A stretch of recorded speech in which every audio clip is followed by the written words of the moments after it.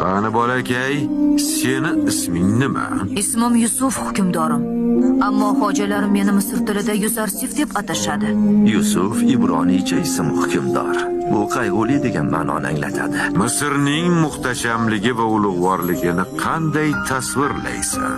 Garchi olim kishilar oldida fikr bildirish odobsizlik sanalsa-da, hukmdorning o'zlari buyurganlari uchun men fikrimni aytaman. Misrning muhtashamligi va ulug'vorligi meni lol qoldirdi. Ular menga baland tog'lar va ulkan cho'qqilarni eslatib turibdi.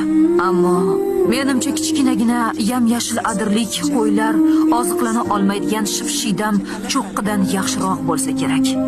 Sen haqiqatan ham Misrning muhtashamligi va ulug'vorligini baland tog'lar kabi ko'rasanmi? Shunday janob oliylar.